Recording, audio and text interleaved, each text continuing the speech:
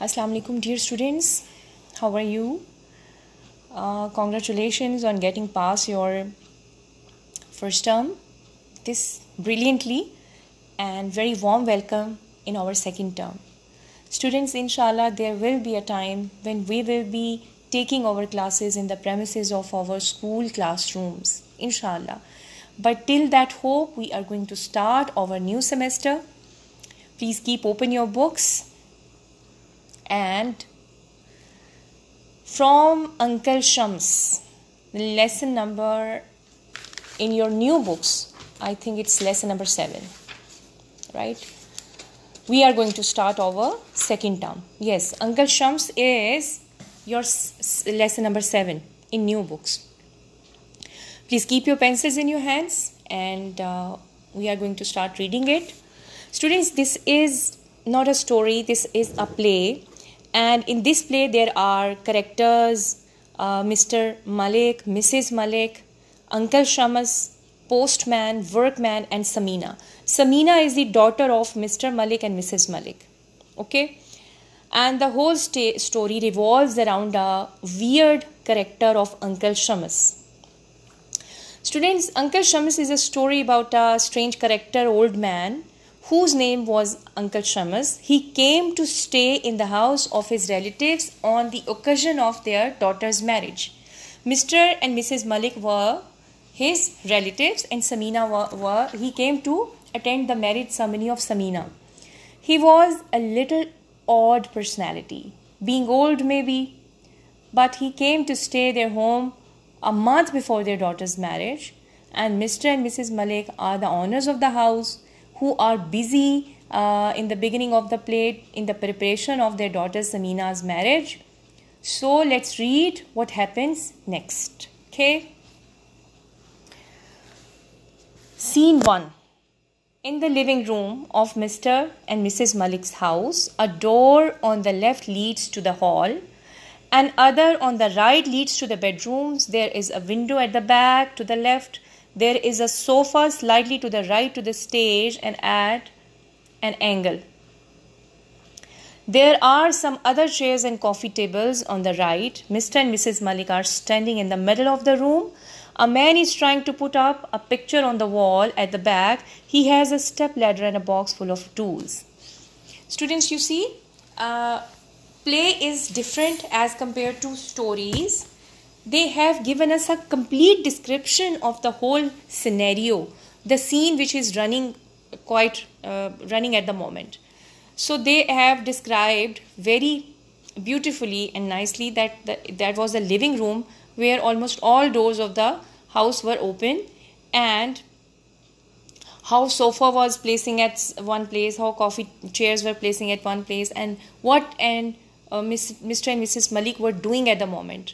So what we think that there is a workman, he is trying to hanging a picture on the wall, and he has a step ladder and a box full of tools.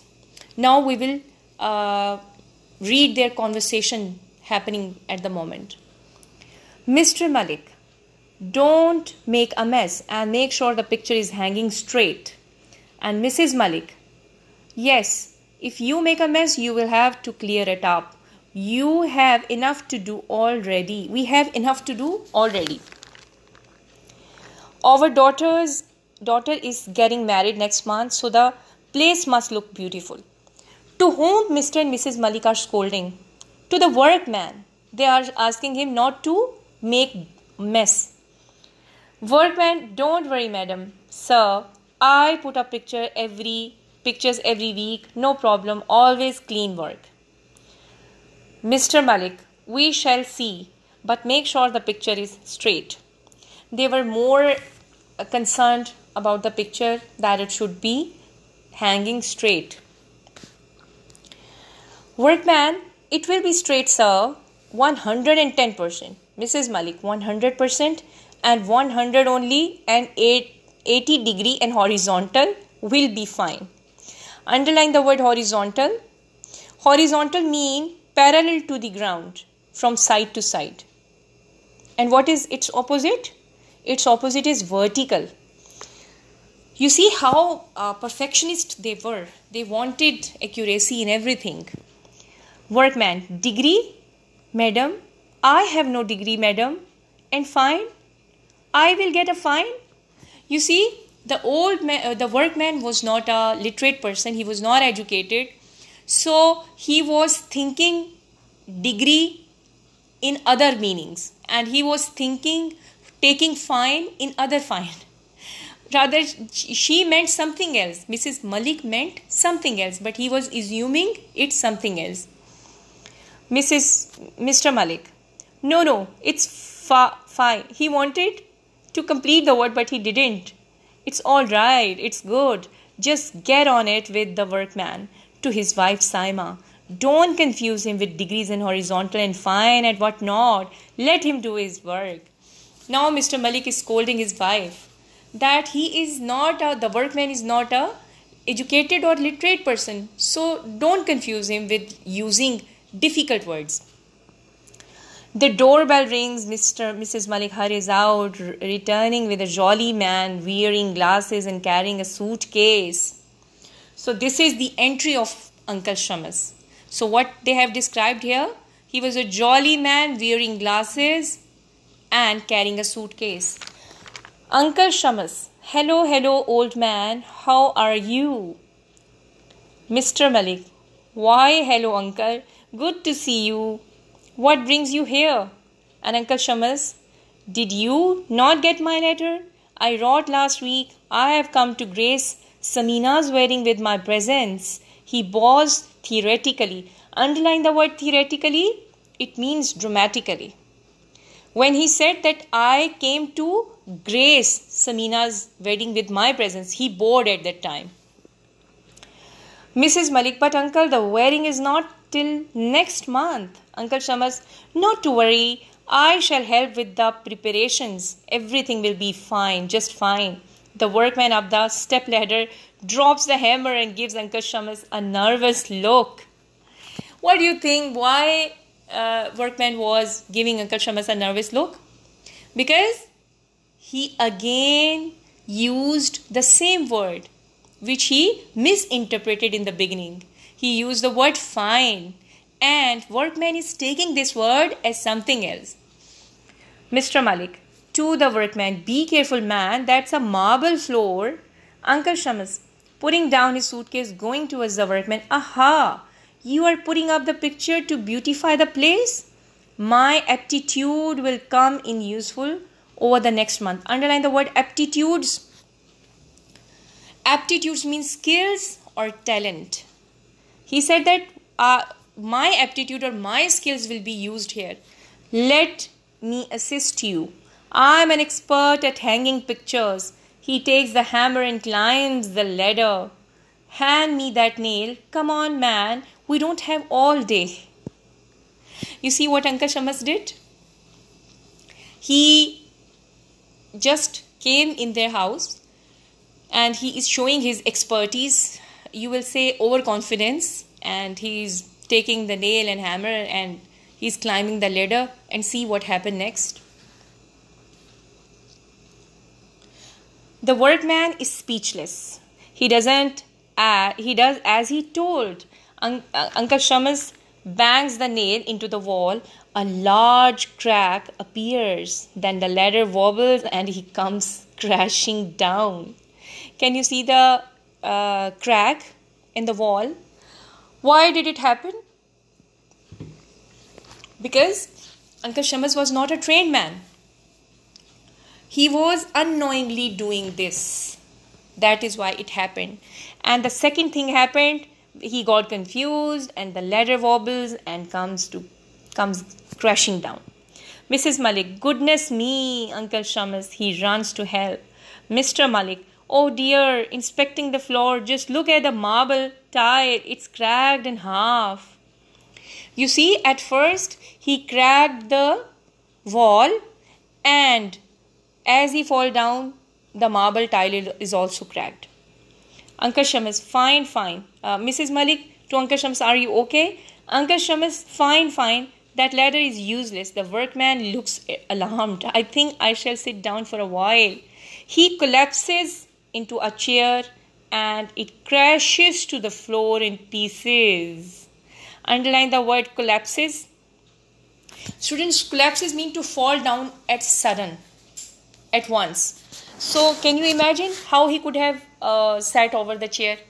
He just collapsed there and the chair crashed into the floor in pieces. Oh my God, what will be the sight? Mr. Malik, crossly, now look what you have done.